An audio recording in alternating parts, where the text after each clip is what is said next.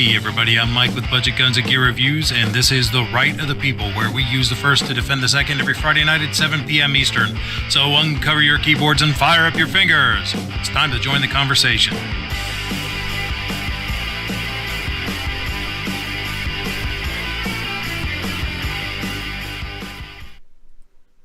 Hey everybody, I'm Mike with MK Outdoor Journal. Despite what the intro still says, I guess some lazy sumbitch, this guy, needs to get off his ass and make a new intro. But anyhow, this is The Right of the People. It is Friday, July 30th, 2021. I want to thank everybody for coming. I want to thank everybody who is going to show up here and watch this thing for coming and showing up to watch this thing. And speaking of showing up and coming here, I'd like to thank my esteemed panel. We have the one who is trapped behind enemy lines, the sourpuss himself, the tactical pickle, Calaveras 32 Special. Appreciate the invite there, New. I'm hoping for a lively show, which they usually do get one, and see if we can't hawk some of your handmade leather goods while we're at it. I'm not quite at that point yet, but I'm getting there. But yeah, maybe. Oh, no. I'm there with holsters. I'll make as many holsters as people want. I don't care about that. That's awesome. Speaking of awesome, we have the irascible yet lovable Squibload with us. How are you, sir? I'm here. All right. Happy well, Friday. So much for awesome. It's like, yeah, I'm here. Yeah, I'm here. I'll try to get irascible during the show. I mean, you've got something that'll get me a little fired up, maybe. Sounds like someone needs sounds like somebody needs a quadruple shot of espresso. Nah, I'm usually caffeinated when I'm on the show, and today I have abstained. Uh-oh. Well, I would like to welcome those of you who are here in the live chat. We got Gun Loving Grandpa out there, Patriot in the Dark, Jason Stewart. And those are the only people who've said anything so far. So if you're out there, sound off. I want to hear from you. Even if you disagree with anything I'm saying, that's completely, totally, and utterly fine, and in fact, welcomed. It is by talking with each other and bouncing our ideas off of one another that we can look at our own assumptions and beliefs, decide if they're really what we want to have convictions about, or if maybe something that somebody else says has some merit, and we can grow and become more intelligent people instead of just being ossified. So please go ahead and disagree. Just remember to keep it civil. We're not talking about personal attacks here. I don't want any personal attacks on people. Attack their ideas, not the person behind it. So I know one of you was going to say something. Go ahead. Oh, I was going to say just keep it PG. Yep. PG-13. I may drop an F-bomb, but I'm really trying not to. I'm turning over a new leaf. Don't worry. If you don't, I will for you. Okay. Because I care. Okay. Well, I'm trying to turn over a new leaf, or, well, maybe I'm just finding a new rock to crawl under. I don't know.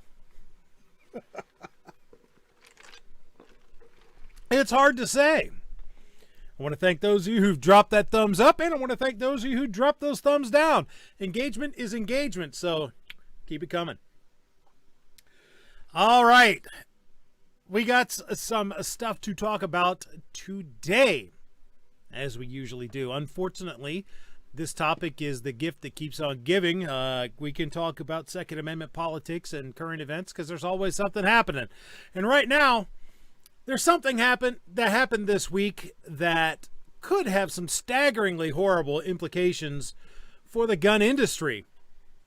And that is that Remington made a settlement offer to the families of the Sandy Hook victims who have been ramped up by various anti-gun folk to sue Remington over the way that it advertised AR-15s. Let me go ahead and get into this topic. This is from Reuters. Remington offers $33 million to families of Sandy Hook school shooting victims. July 27th, Reuters. Remington Arms Company on Tuesday offered to pay nearly $33 million to 9 families to settle lawsuits claiming that its marketing of firearms contributed to the 2012 Sandy Hook school massacre in Newtown, Connecticut, where 26 people died. The proposed settlements would provide $3.66 million to relatives of each victim, subject to approval by the federal judge overseeing Remington's bankruptcy case in Alabama. Remington's proposed payout is only a small fraction of the damages that the 9 families claim to have suffered. In the February court filing, their lawyers estimated that wrongful death claims likely totaled more than $225 million, and total claims including punitive damages could exceed $1 billion. Josh Koskoff, one of the family's lawyers, on Tuesday said his clients would consider their next steps in response to the offer from Huntsville, Alabama-based Remington. Since this case was filed in 2014, the family's focus has been on preventing the next Sandy Hook, Koskoff said in a statement.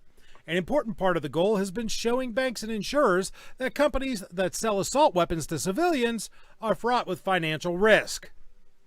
20 students and 6 adults were killed on December 14, 2012, by gunman Adam Lanza, who used a Remington Bushmaster rifle as he shot his way into the Sandy Hook Elementary School after shooting his mother to death at home.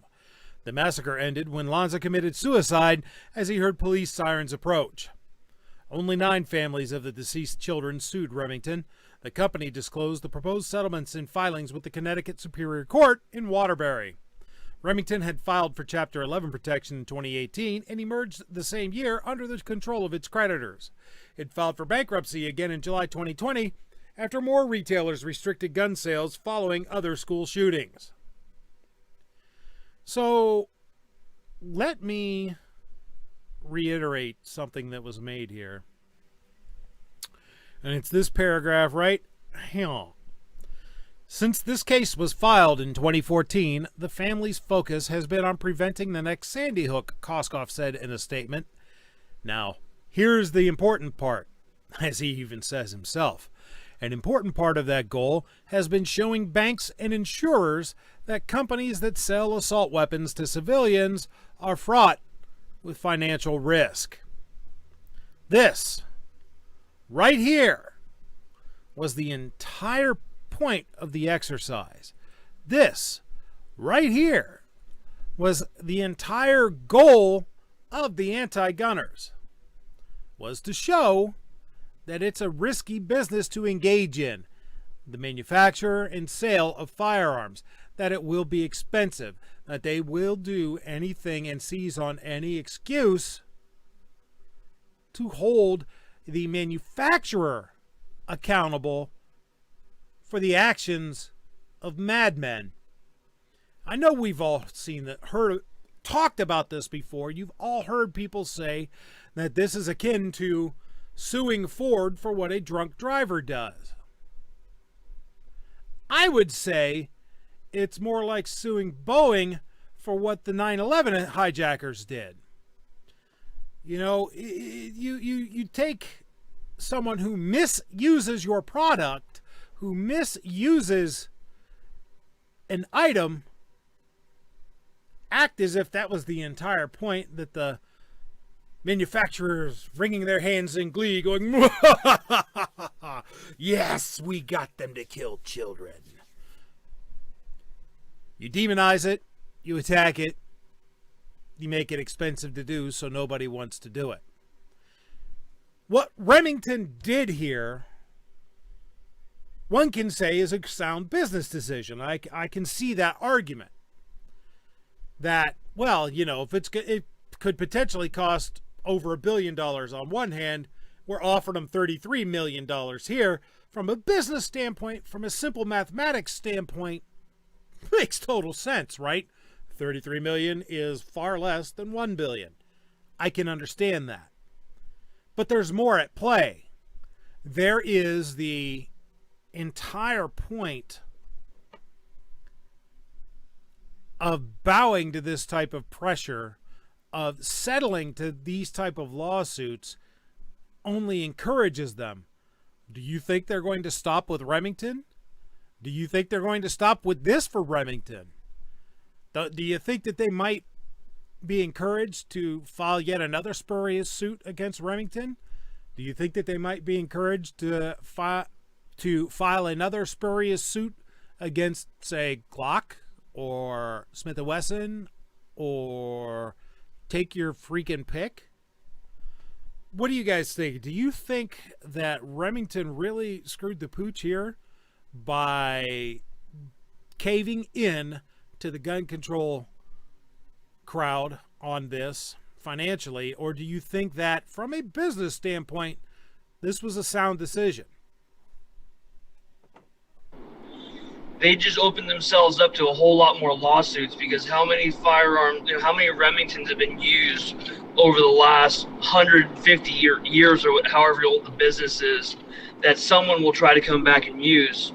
As well as, I know, I guess it was a couple years ago now, I don't remember exactly how many, but there was a mass shooter at the Gilroy Garlic Festival here in California.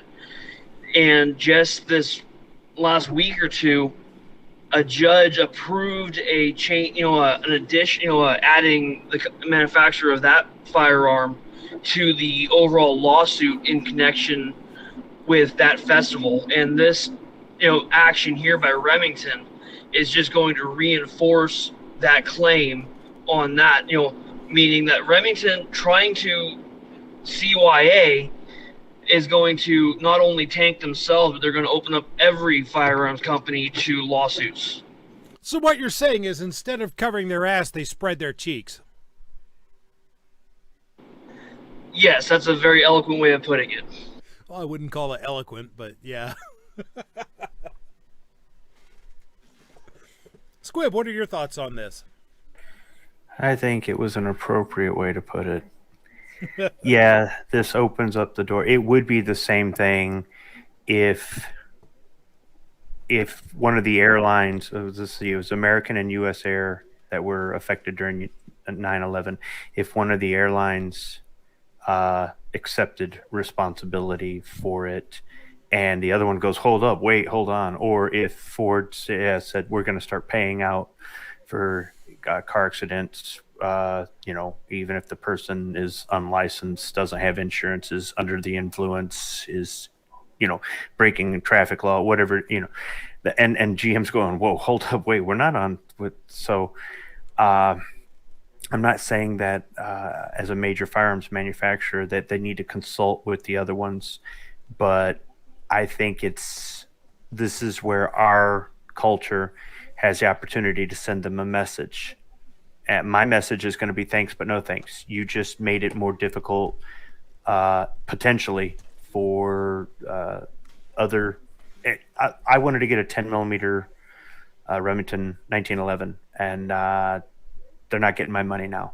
Good. And I don't care. Well, and if that's somebody where, that's where on that. That's because Remington, after coming out of the last bankruptcy, was bought out by a bunch of different entities. Which entity is actually the one paying this? Because, not all things that were labeled under the Remington, banner before are now owned by the same group. So that's where, if we're gonna decide to do, hey, that's where we're not gonna pay, give them our money, it might be good to be able to specify who now currently owns, and is agreeing to this. So that's where, okay, the Remington ammo might be okay, but the Remington pistols aren't, or vice versa. I can look into it some, but I'm sure it's going to be the handgun or the firearm manufacturing division. The ammo has been separate for a long time. It's a Remington name, but it's just like those Caterpillar boots you bought. They didn't make them in the factory where they make bulldozers, dude. They made them in China, and they just bought the licensing to the name. So Remington Ammunition and Remington Firearms are kind of two separate entities, but regardless, it's my choice to do. And if somebody else doesn't do that, that's their choice. And if somebody says you're wasting your time, you're stupid, you're whatever, I don't really care. I don't listen anyhow, so whatever. But this is my way of saying, in the same way that I would support a Second Amendment organization financially, or be a member, or promote them maybe on one of these shows, I can go the other direction and not only call out somebody who makes a crappy product, right? Like when we do our product review videos, but in the same sense, also say, you do what you want, but I'm voting with my wallet. And if they're going to do this, it's like the whole Benchmade thing. People lose their mind over the Benchmade thing.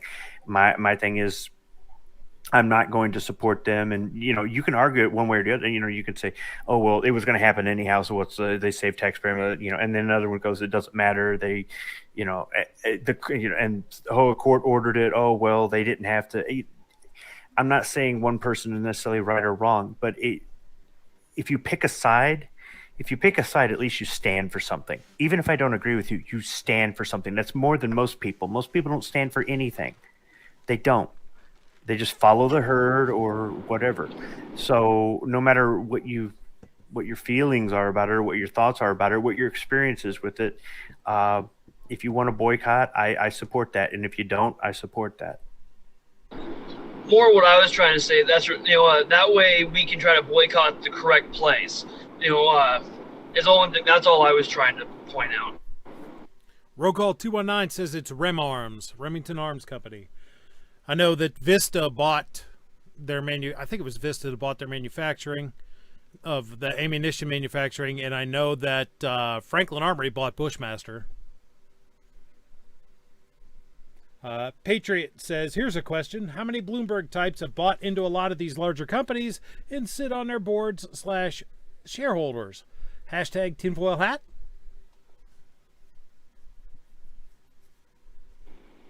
Is it really tinfoil hat at this point, or is it just, pertinent questions? I think it's a pertinent question. I don't know is the answer. Got a couple more people showing up. Rich White's out there. M. Gabriel's out there. Roll call. Gizzard Gary. Hello to everybody. If you're out there watching and you haven't sounded off, sound off. I'll say hi. Not that that's, the thrill of your Friday or anything, but it's the thrill of mine anyhow. All right. So that's where we are with that, folks. Remington, I think, sold the gun industry down the river with this, and they opened both themselves and the other manufacturers to a slew of lawsuits that, are going to be aimed at making it more expensive to manufacture guns. Especially if Uncle Joe, the sniffer-in-chief, gets his way and they get rid of the Protection of Lawful Commerce in Arms Act. Then, Katie bar the door, man. They're going to... It's going to be horrific. Another thing about boycotting is, although some people say you've got to go full bore or it's ineffective, or some people say it doesn't matter what you do, it's not effective. Once again, this is an opinion. It's not me telling other people what they have to do, unlike some channels. Sometimes you can kind of go a la carte, I guess you could say. For example, years ago, before Walmart started the whole we're not selling ammo garbage, I boycotted their sporting goods department because of some of their policies regarding firearms and ammunition sales before they really went off the deep end. Now, I still shopped at Walmart to buy certain things, right? But I said, they're not getting my sporting goods money. I'll give it to Dunham's or Bass Pro Shop or whatever. So, because some people go, well, I can't boycott Walmart. It's the only store in my town. Nobody's asking you to. But if you want to find a compromise, ooh, there's that terrible word, you could simply say they're not getting my ammo money or my, anything. I'm not buying Hoppy's 9 from them or Four Snakes or what have you. Or I'm going to try not to buy from them if I can help it. And that's more or less what I'm looking at with the Remington. I understand Remington is owned by Vista, and Vista owns so many other companies. And if they have all of these, if it all goes into one bank account, then it goes one bank. But if they keep these separate, like LLCs or whatnot, so that you can't sue the entire company over one, I don't know how they're structured, and I don't really want to get too far into it. But that's how I've done boycotts, even with things not even related to the Second Amendment. That's just an idea that I'm putting out there for somebody who's kind of caught going, I want to do this, but I don't want to do this. There's more than one way. Just get creative, think outside the box, or don't boycott at all. It doesn't matter. Yeah, the way I see it is spend your money where your conscience dictates or practicality dictates as well. It just, I'm kind of caught in that, in the fork of that particular dilemma as well, because I want to buy a kayak. I've been wanting to buy a kayak all summer. I want to buy a particular kayak, a Vibe Seaghost 130. I have two places I can go. Either 3 hours south to Marietta, Ohio, and buy one at the only one of 3 or 4 Vibe dealers in the state, or 20 minutes to Dick's Sporting Goods and buy one. So far, I've managed to hold off, but I don't know. Because I really don't want to drive to freaking Marietta to buy a kayak. Early Watches in the house says Remington's QC has sucked for years anyway. Let them drown. Rich White says it's typical corporate policy. Settle and make it go away mentality. Well, Rokoff said it was up to the lawyers. Well, here's the thing. The lawyers work for the board of directors or for Remington or the shareholders or what have you. You don't have to do what your lawyer advises. And if your lawyer tells you what to do, it's time to get a new lawyer. And these companies have lawyers in their staff. They actually have, working for the company. These are people that specialize in it, or these people are hired so they don't have to go to an outside firm or whatnot. So, these lawyers, they're affecting their own paycheck unless they plan to bail, which they can do. They can practice law and, move on. But I just don't think that the customer who is aware of this and who has passion for freedom is going to be pleased. Everybody else will just go, hey, did you see Remington 700s are on sale at Walmart? I think I'm going to go down there and buy one. Yep. Yep. So if you're listening in the replay, let me know in the comments below. What do you think? Is this just a sound business decision? The math works out. It's probably the best way to go. Or do you think it was a dangerous precedent-setting move by Remington? Let me know. In other news, remember a while back we talked about David Chipman and some allegations of racism against him. Well, there's some more information on that front coming out. This is from BearingArms.com by Cam Edwards from July 28, 2021. More trouble for Chipman as ATF agents confirm complaint about racial bias. The already shaky nomination of gun control activist David Chipman as the head of the ATF has run into even more trouble, with multiple ATF agents confirming to The Reload that the former ATF agent faced a formal complaint filed over racist comments allegedly made by Chipman regarding the promotion of African American employees. As The Reload's Stephen Gutowski reports, the agents, who have decades of experience at the agency, told The Reload they heard the accusation that Chipman denigrated black ATF agents up for promotion. The officials said they heard about Chipman's alleged comments before they were referenced in a recent lawsuit seeking the release of the complaint. He made some comments that he was surprised by the number of African Americans who have made it onto a specific promotional list, a current ATF official told The Reload, so his insinuation was that they had to have cheated. Which is kind of despicable. A former ATF agent who worked directly with Chipman said that he heard the same story. The one had to do with what's called the assessment center, which would be to get promoted, the former agent told The Reload. Somebody would have had to file a complaint against him if he were a supervisor making those statements. The current ATF official said the allegation ended his time in Detroit. He left Detroit because of that, he said. He did not leave Detroit on the best of terms. His reputation was that he was not nice to people.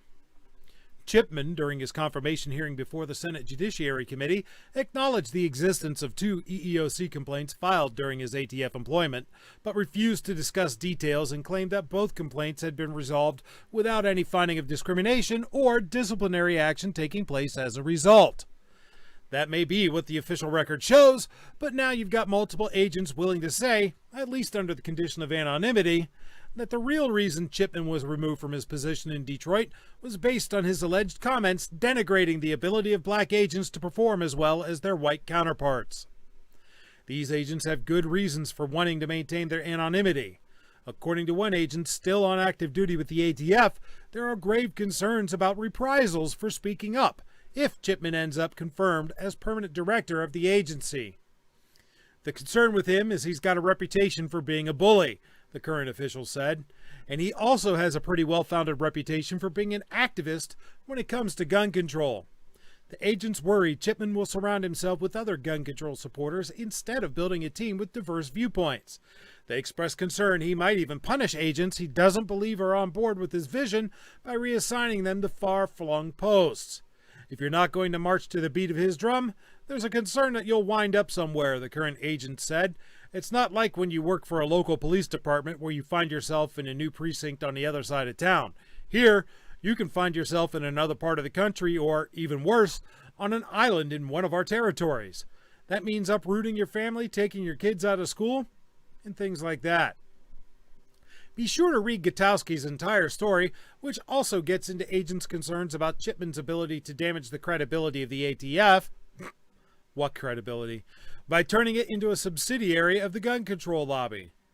As we wrote about earlier today, a number of key Democratic senators are still not officially on board the Chipman bandwagon, and the longer the vote in the Senate is delayed, the more likely it becomes that additional stories like this one are going to come out. Each one of them dealing body blows to the Biden administration's narrative that Chipman is a professional and seasoned veteran of the agency who won't let his personal views on gun control interfere with his job duties. It's not just the gun lobby or the firearms industry objecting to Chipman's nomination. There are active ATF agents who believe that if Chipman is confirmed, it will make their job harder by damaging the relationship between the agency and the firearms industry, including gun store owners who are the ones most likely to alert the ATF to attempts by prohibited persons or straw buyers to get hold of a gun. Chipman never should have been nominated in the first place, but the Biden administration knew that with a bitterly divided Congress and razor-thin Democratic majorities in both chambers of the executive branch, the executive branch was going to have to take the lead on guns, and the gun control lobby view Biden's presidency as a golden opportunity to place one of their own at the top of the food chain in the agency overseeing the firearms industry and enforcing federal gun laws. But both the administration and their anti-gun allies calculated that Chipman could bring in the votes of the vast majority of Democrats as well as a few moderate Republicans, but Chipman's own comments and anti-gun advocacy over the years have made him too toxic, even for moderates like Susan Collins or the retiring Pat Toomey.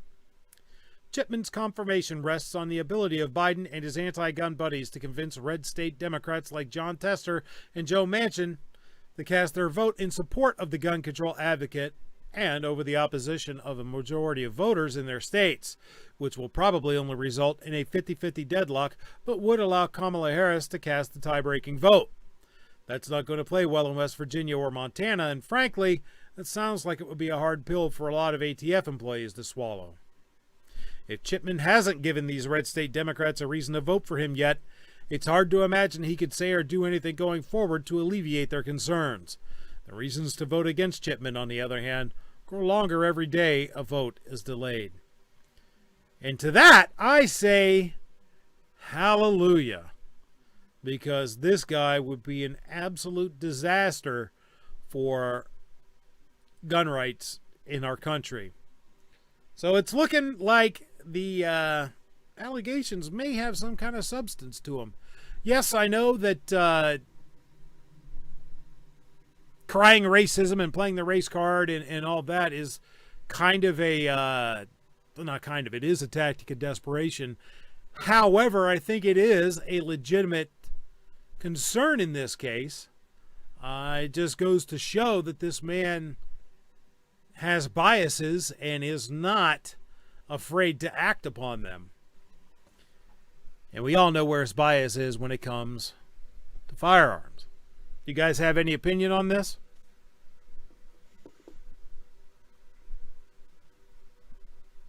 My opinion is that I don't want Chipman running the ATF. from what I can tell, having Chipman running the ATF wouldn't be much better than having Feinstein, running the ATF. And we all know how that would go. I'm convinced that he would abuse his authority instead of saying, I'm just here to follow the law. That's what I'm in this position for. He would say, I don't care what the law says. This is my department,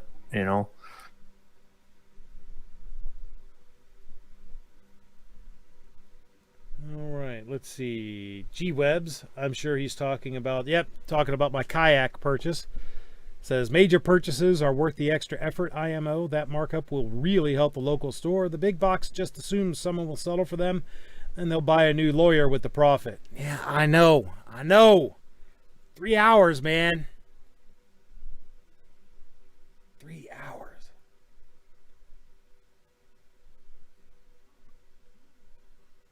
G-Web says, you can make a strong, light, inexpensive kayak out of old crutches, walkers, and a used billboard. That's kind of funny that you say that, because I'm thinking about doing a video making a canoe, a skin-on-frame canoe out of PVC and some canvas tarp. Because I have some old PVC. Matter of fact, I have a PVC pipe that would be great to cut in half and use a heat gun on and flatten it out and then bend it into shape. And I'm thinking about doing a video series on that very thing, G. So, we might see that happen. I still want to buy a Vibe Seaghost, though. Especially if I can get one in their new Nightfall or Raven color. It's a black one instead of a mottled white and gray like the only one that they have over at Dick's.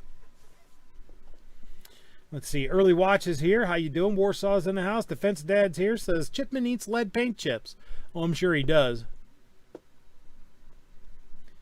Early Watch opines that Chipman looks like one of those kids that picked their nose and rubbed it on their shirts. Rich White says, yeah, and he uses mercury for dip. Sweet. Chipman is an obvious distraction. They couldn't pick a more divisive, less appropriate person. Gee, I have to wonder if you're not onto something there, because the Dems had to know that this guy was going to be divisive. There was going to be a fight in the Senate to get this guy confirmed, even though, they own 51% of it. So I kind of have to wonder at are they so tone deaf that they didn't realize that?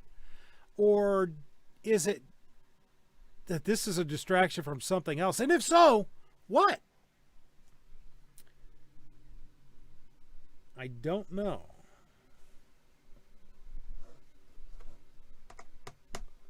Geez, like for real, there are a lot of DIY vehicle instructionals like you described, but using reused materials super cheap. Yeah, I'm really thinking about doing that. And yes, Warsaw, I'm planning to talk to that guy. So, chill. It'll get there when it gets there, man. I really don't think that has anything to do with what we're talking about right now. What? That guy? Yeah, no. Yeah. We're talking about the AFT here. The AFT is 0.6 miles from Omnicorp.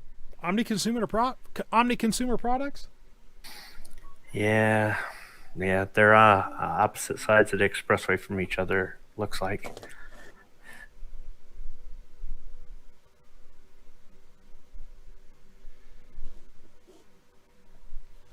All right, well, let's move on from this to a related topic. Because the ATF, being the ATF, is pretty extra special.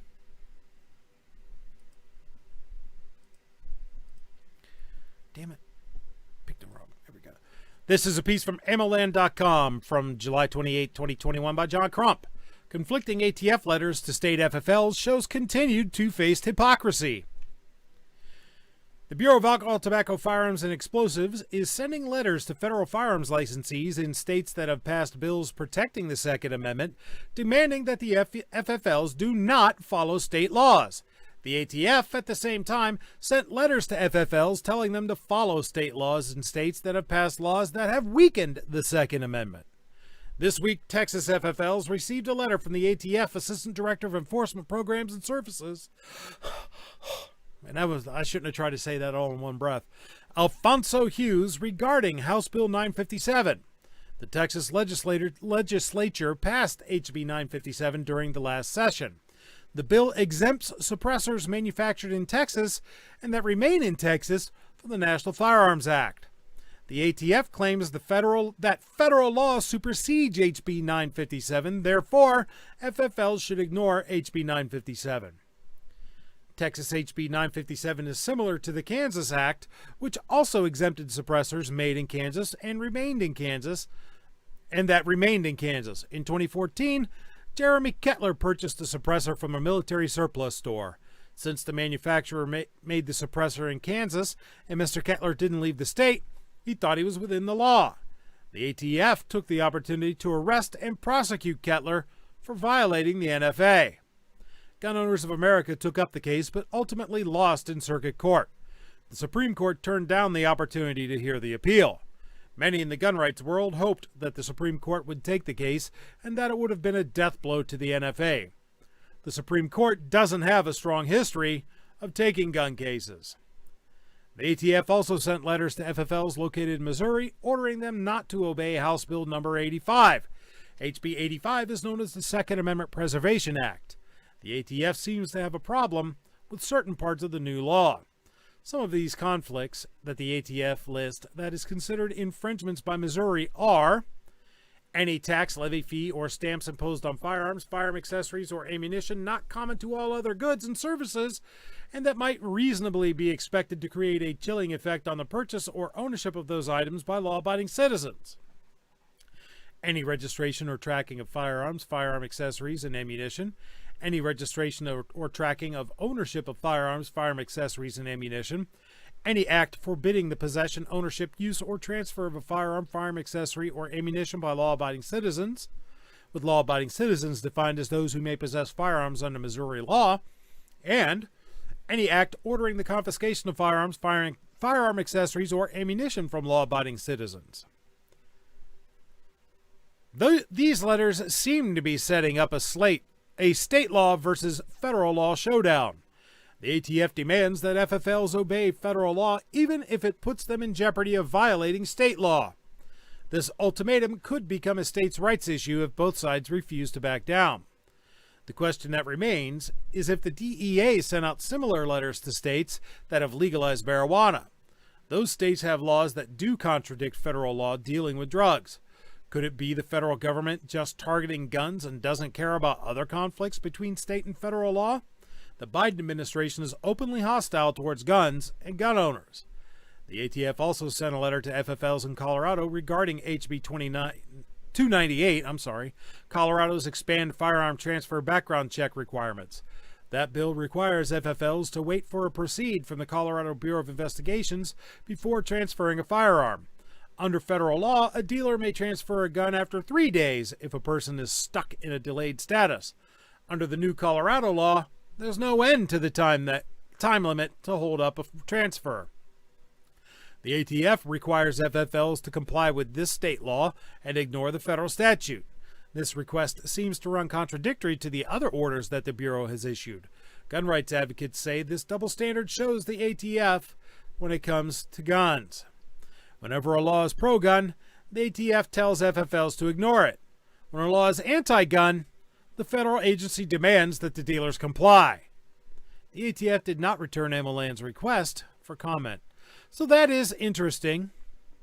I say really it's nothing new because it's common for laws to be more restrictive at a local level than it is at a larger level. And even if that's a case of some BS, it still doesn't come as a surprise to me when it comes to the ATF. I've always thought that the ATF, even under quote-unquote gun-friendly administrations, has had the stance that more infringement is good. So, don't shock me. Does it shock any of you? I'd like to know why the FDA didn't do the same thing in my state and a whole bunch of other states that have legalized marijuana. It's federally illegal. The ATF is going to say federal law trumps state law. Okay, fine.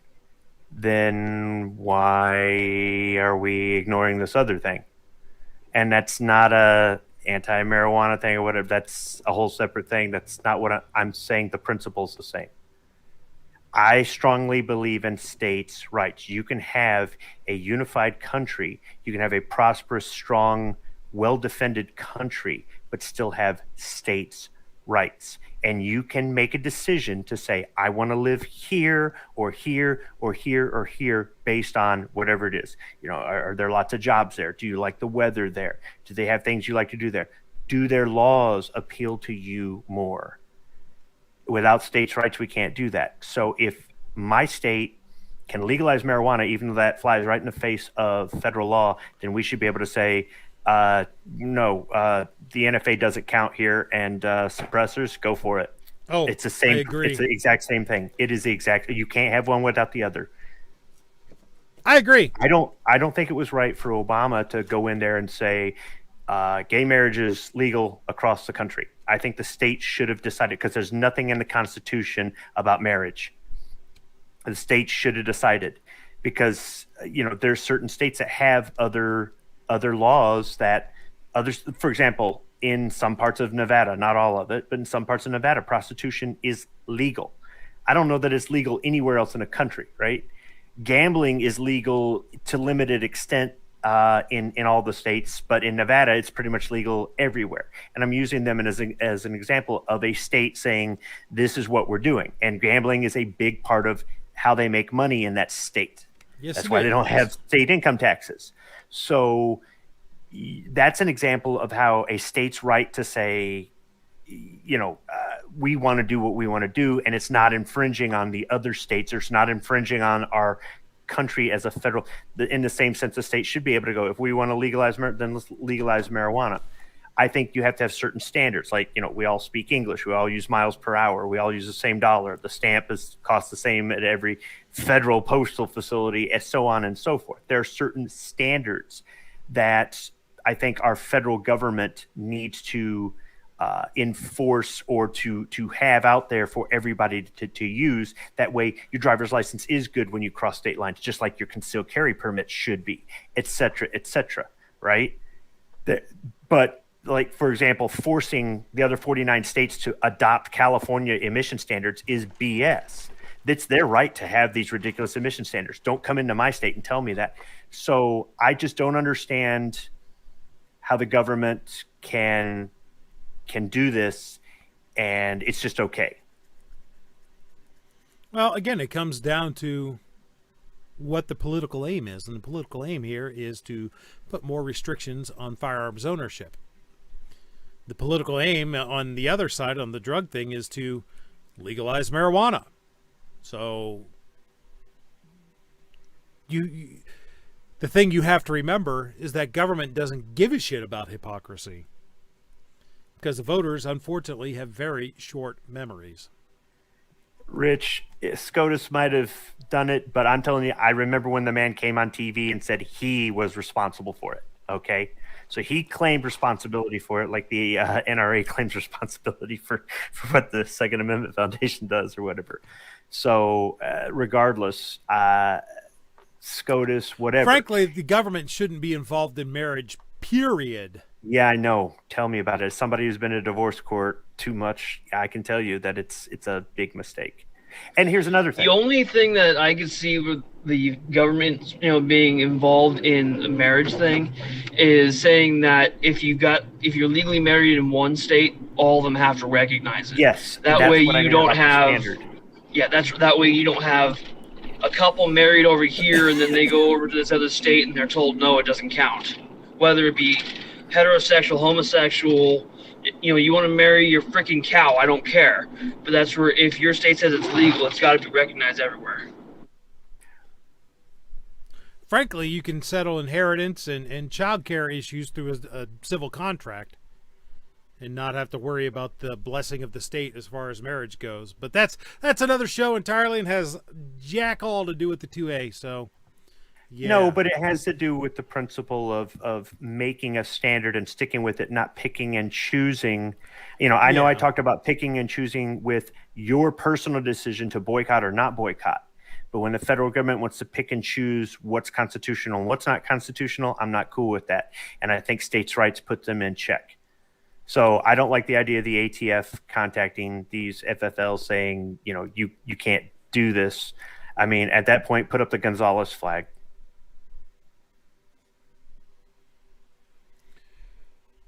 Well, next up, we have some maybe interesting news, maybe meh.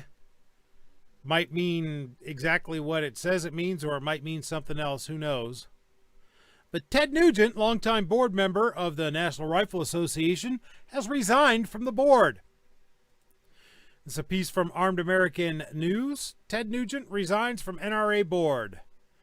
Nugent resigned because he has accepted a position as the national spokesman for Hunter Nation and his contract requires exclusivity. Nugent was first elected to the 76-member NRA Board of Directors in 1995. Over the years, he has appeared on NRA television and internet-based shows and is a well-known supporter of hunting, conservation, and gun rights. Despite his fame and popularity, Ted Nugent never donated any money to the NRA. In 2017, the NRA paid him more than $60,000 to autograph guitars, which were later auctioned off during Friends of the NRA fundraising dinners. Nugent, 73, was born in Detroit and is known as the Motor City Madman. He has released more than 30 records. Stay tuned for more on this breaking story. So, yeah. Let's see, Theodore Anthony Nugent is an American singer-songwriter, guitarist, and activist. He initially gained fame as the lead guitarist and occasional lead vocalist of the Amboy Dukes, a band formed in 1963 that played psychedelic rock and hard rock. After dissolving the band, he embarked on a solo career. Nugent is known for his Gibson Birdland, his bluesy and frenzied guitar playing, and his energetic live shows, which I have seen Nugent in concert. It's pretty entertaining. Despite possessing a distinctive wide-ranging singing voice, Nugent recorded and toured with other singers during much of his early solo career, including Derek St. Holmes, Brian Ho, and Meatloaf, only taking on full lead vocal duties later on. In the late 80s and early 90s, he was part of the supergroup Damn Yankees. In later years, Nugent has drawn attention for his outspoken conservative political views, as well as his vociferous advocacy of hunting and gun ownership rights. He is, now was, a board member of the National Rifle Association and a strong supporter of the Republican Party. He's made a number of controversial and threatening statements against advocates of gun control. In one case, the Secret Service investigated him based on comments about President Barack Obama. So, about the Nuge resigning from the NRA board, to me, it's meh. No big deal. I think he's a rat abandoning a sinking ship is what it is. But who knows? What do you guys think? Is it a rat abandoning a ship? Is it meh? Or is it, Nuge, how dare you?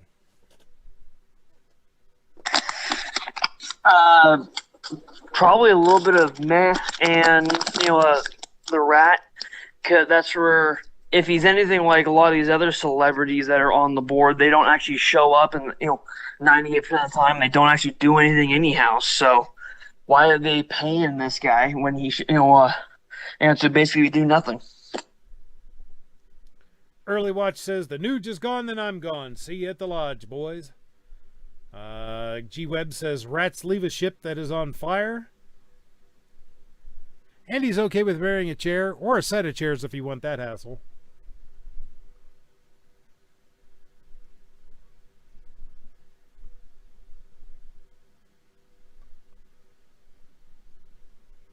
Warsaw says, I think Nugent will be signing up for the GOA. Maybe.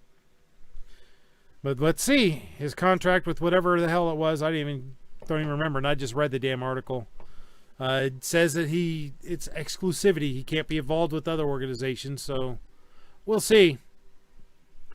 We'll see how this point pans out. Well, that's, I guess it kind of depends. That's for, because with the way that was that Patron and Dark made the comment, that's where it sounded like he would become a member of, not necessarily a board.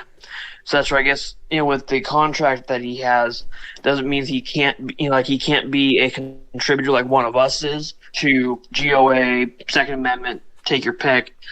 Or is it just he can't be a board member? That would be minutia, but.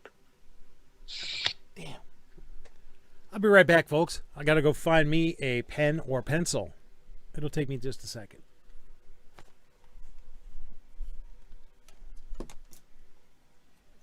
G-Web says he was getting paid, sees that his free lunch is almost over, so he leaves like he wasn't part of the problem in the first place.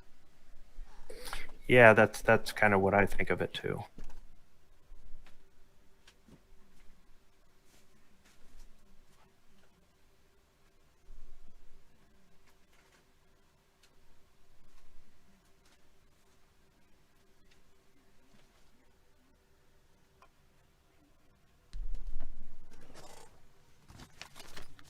All right, I'm back.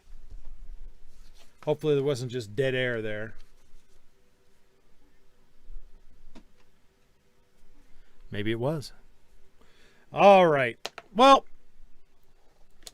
I don't know if Nugent's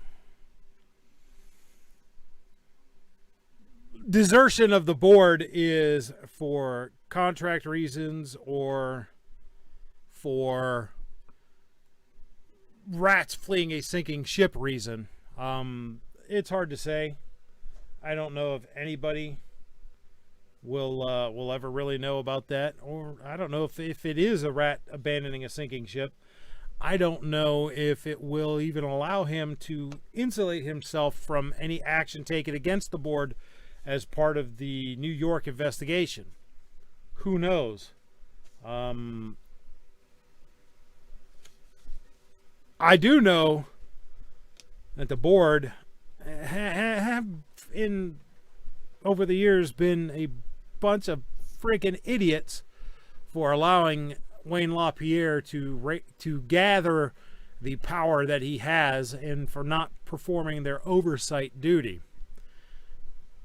Speaking of bunch of freaking idiots.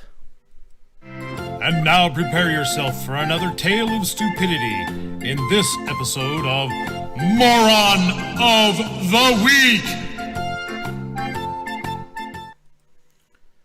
So, we got a couple candidates here for Moron of the Week as soon as I can get to my topics. And they both kind of revolve around the same issue. First is this piece from Breitbart. ABC's Hostin, I don't know how the hell you pronounce this lady's name. Second Amendment was designed to protect slavery.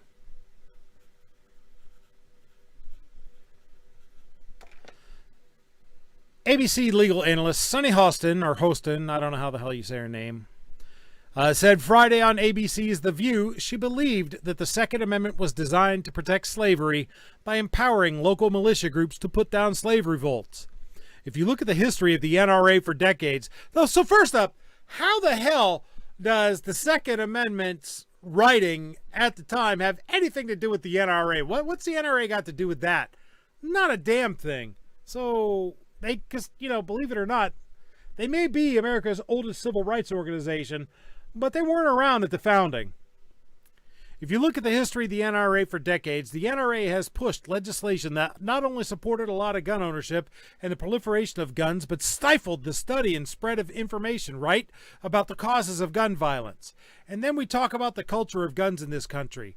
I'm reading an incredible book called The Second by Professor Carol Anderson, and she describes that the constitutional, the Second Amendment really was the right to bear arms, was designed to protect slavery, right? Because they wanted, our founding fathers and others, they wanted to be able to empower a local militia group to basically put down slave revolts and protect plantation owners. She added, because of the origins of the Second Amendment, many, and because of the NRA, I think we're seeing this proliferation of guns and gun ownership. But I will say that gun ownership is on the rise, of course, in this country, but the biggest gun ownership is on the rise is among African Americans. It's up 58.2%. Good. In large part, when they're questioned, they're talking about white supremacy, they're talking about the pandemic, and they're talking about police violence. They want to be able to protect themselves. So this is not about a rise in crime in the streets. This is about people feeling unsafe, black Americans. What? So hold on. If the Second Amendment is racist and is there to keep blacks from being able to defend themselves, how are all these black folks getting all these guns? And I mean, if the Second Amendment's racist, aren't guns racist? So are these black people racist? I don't know. Let's listen to this person's words coming out of her own suckhole.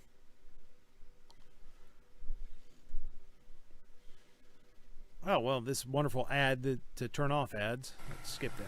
So follow the money. Follow the money. Speaking of suckholes, here's Joy Behar. Sonny, well, what do you think is at the heart of America's gun problem, Sonny? You can discredit her position with facts. The facts are there were slaves that were armed. There were slaves that had guns, legally had guns. So the Second Amendment that protected them, I guess. Crazy talk. Crazy talk.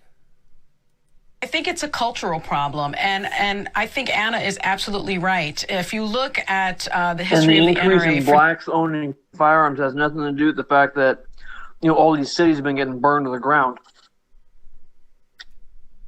Decades, the NRA has pushed legislation that not only supported a lot of gun ownership and the proliferation of guns, but also stifled the study and spread of information, right, about the causes of. You mean anti-gun lies? Gun violence. And when we talk about the culture of guns in this country, I'm reading an incredible book called The Second by Professor Carol Anderson. And she describes that the constitutional, the Second Amendment really was the right to bear arms was designed to protect slavery, right? Because they wanted our founding fathers and others, they wanted to be able to empower a local militia group to basically put down slave results.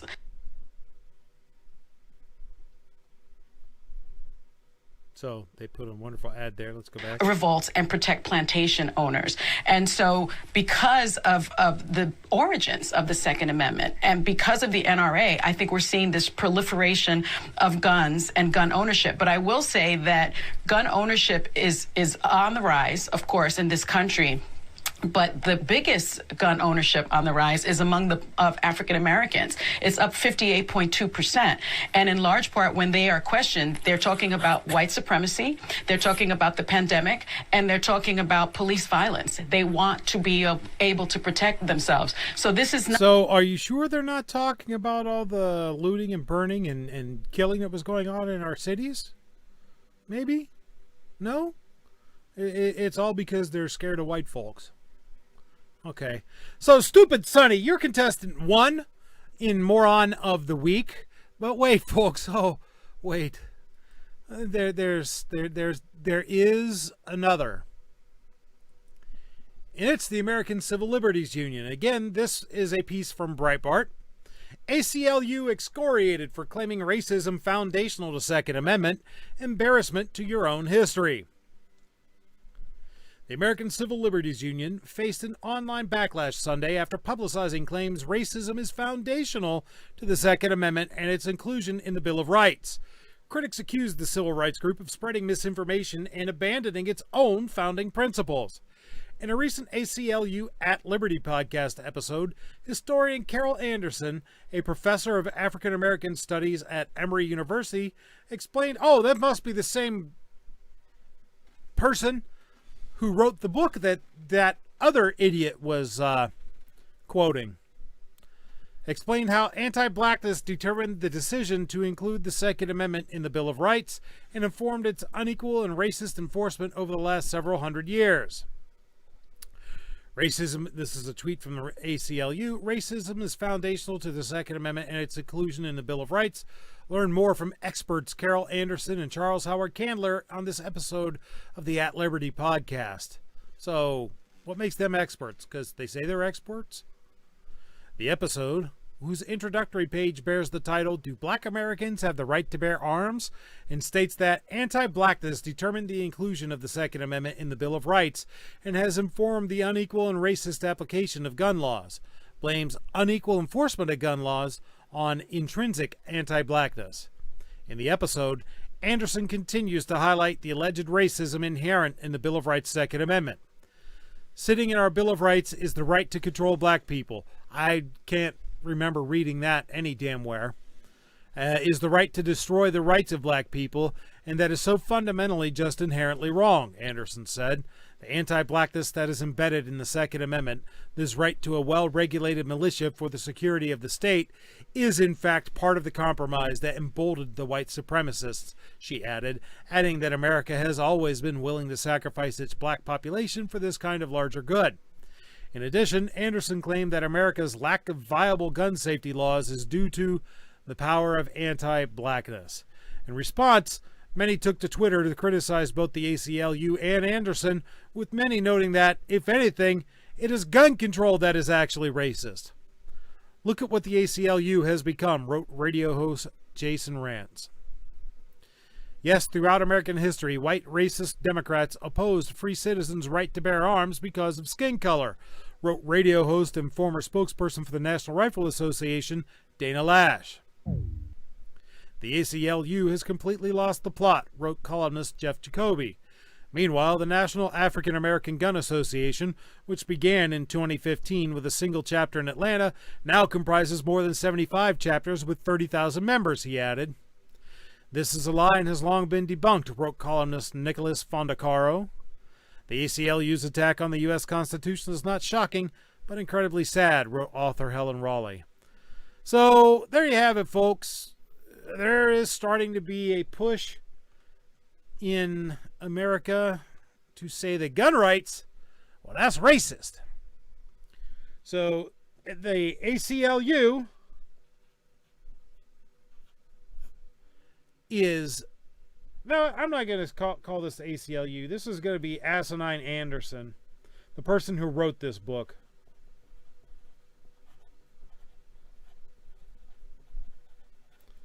So we got Stupid Sonny for quoting this book, and Asinine Anderson for writing this book, and Joe Biden just, for being Joe Biden.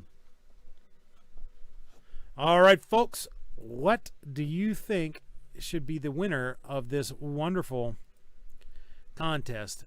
Squib, should it be Stupid Sonny for quoting Asinine Anderson, or Asinine Anderson just for writing the book, or Joe Biden just because, sniffy sniff?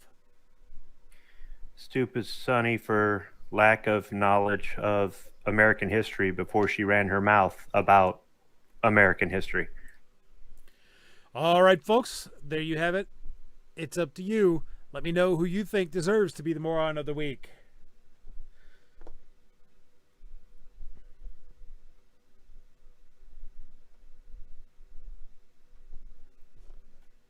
Warsaw votes for number one, the idiot on The View.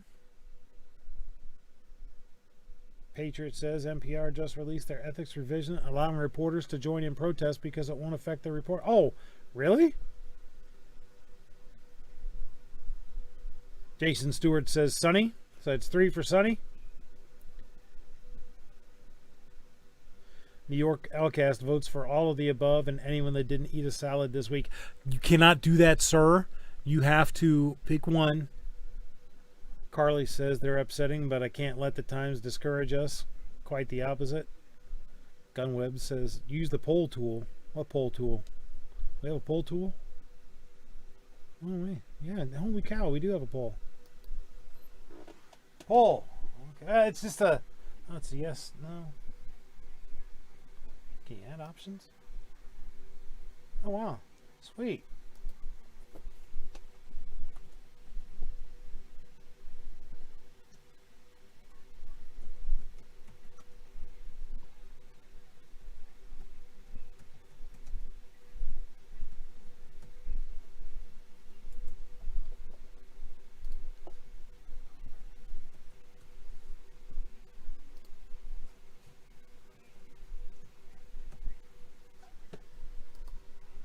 All right, so yeah, I went and put that. I posted a poll. I don't know where it is. Yep. Stupid. It's just Sonny or Anderson. I forgot about Joe. My bad. So far, we got one for Sonny.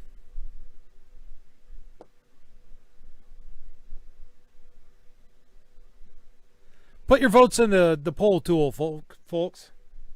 That way I don't have to keep track of it. Got another one for Sonny, 86%.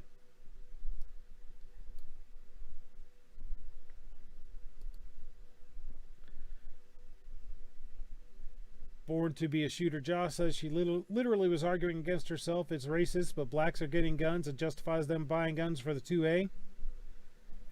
Yeah, Josh, that's liberalism. It's self-destructive.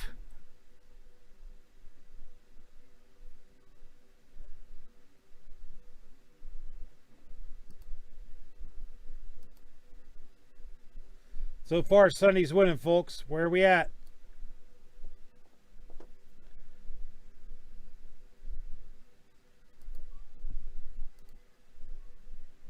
Let's get out here and run this. Vote, folks. Vote early, vote often. Who deserves to be moron of the week? Asinine Anderson, Carol Anderson, for writing her stupid book that says that the Second Amendment is racist. Or Stupid Sonny on The View for reading this book and then regurgitating the pap that Anderson spread. Which one deserves to be the moron of the week?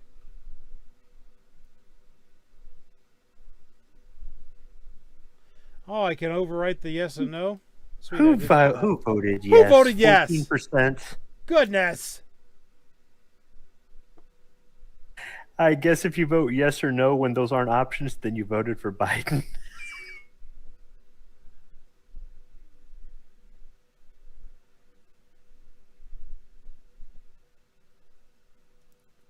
Should be up there at the top of the chat, folks. Right now we got 80 with 7 votes.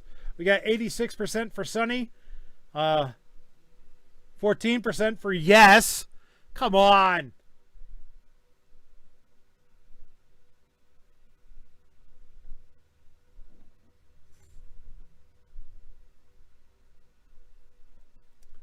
So, Stupid Sonny going once. I'm going to vote for Anderson because, I can't vote. Wow, what the hell? I'm disenfranchised.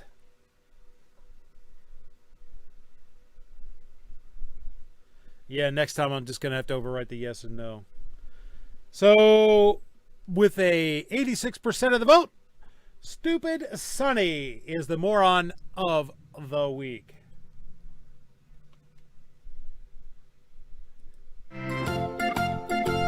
And there we had another tale of stupidity in this week's episode of Moron of the Week.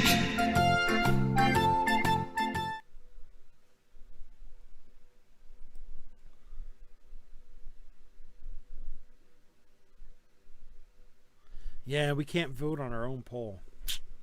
Man. Only 8 votes and we had 13 people watching? What is this? No wonder Joe Biden won. Yep. The hell? People won't get out and vote. Be part of the conversation. Let your voice be heard.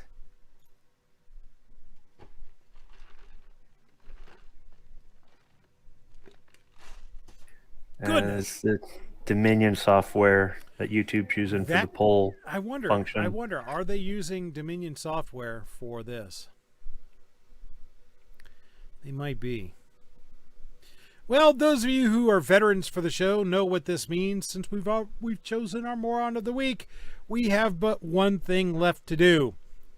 we have to go to Roll Call 219's favorite segment, self-defense shoutouts. Yay! Self-defense shoutouts are not where I revel in the proposition that the bad guy has won the room temperature challenge by taking a dirt nap.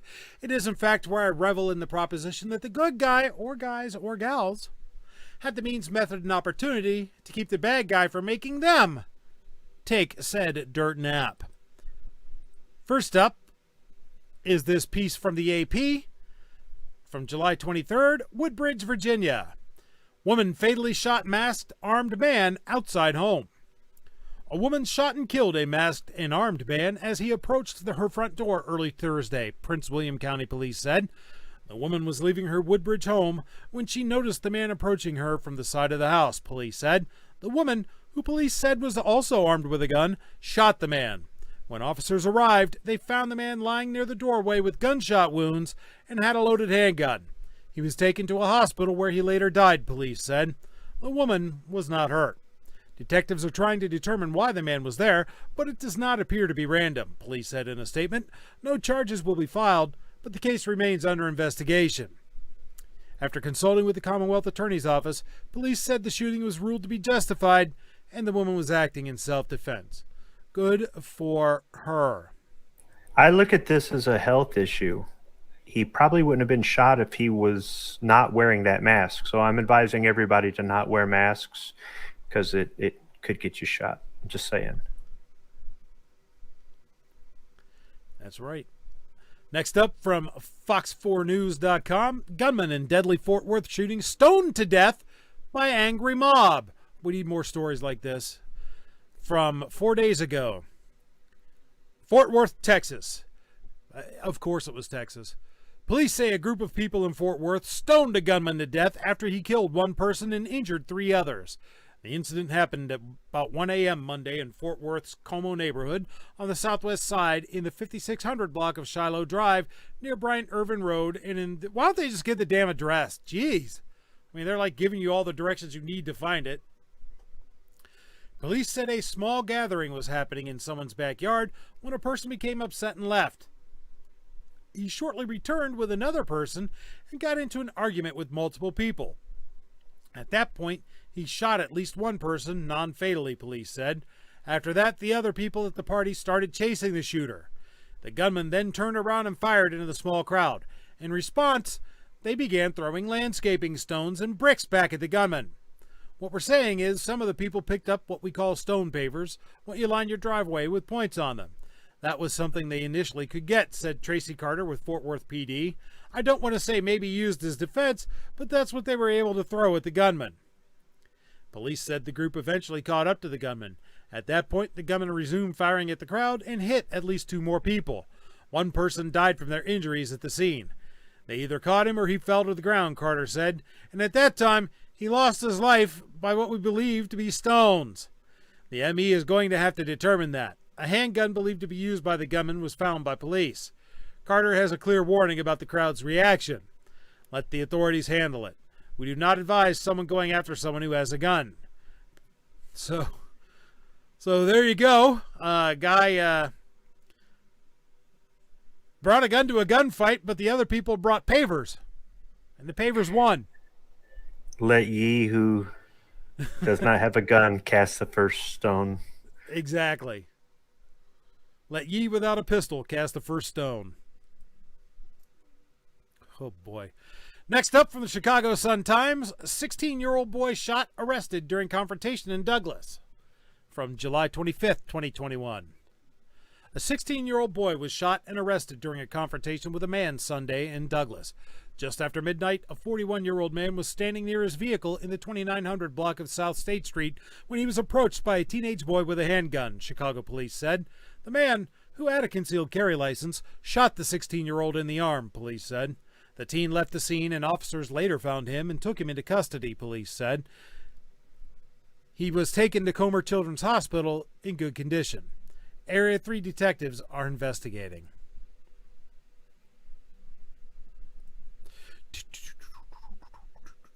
Where's my... There we go. Shoutouts. And last but most certainly not least, from KSAT.com, West Side home invasion ends with gun battle, police say. One suspected intruder critically wounded. San Antonio. A man suspected of barging into a West Side home late Wednesday night is being treated for gunshot wounds. San Antonio police say he was critically wounded during a gun battle inside that home. Officers at the scene said they were called to the 200 block of North San Ignacio Avenue around 11 p.m. They say they learned there were 4 people inside the home when 2 others barged their way inside by kicking in the door. Police say the intruders engaged in a gun battle with someone inside the home. At some point afterward, a man showed up at a downtown hospital suffering from gunshot wounds, police say. Officers said it appeared he was one of the home invasion suspects. They're still looking for the second person who was involved. Police say the case is still under investigation, and it's still unclear why that particular home was targeted.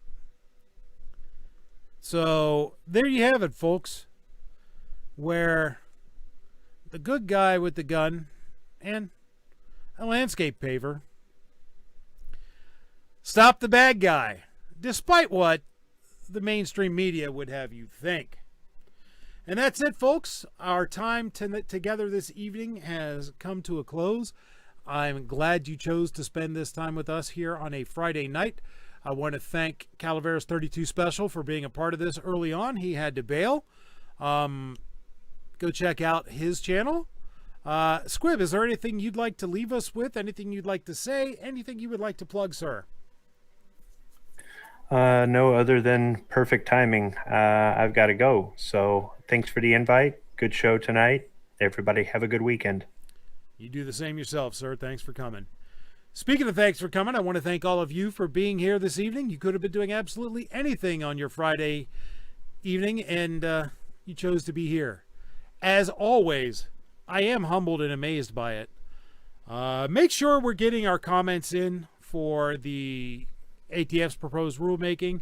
Make sure we're contacting our senators to let them know that David Chipman is not acceptable as head of the Bureau of Alcohol, Tobacco, Firearms, and Explosives.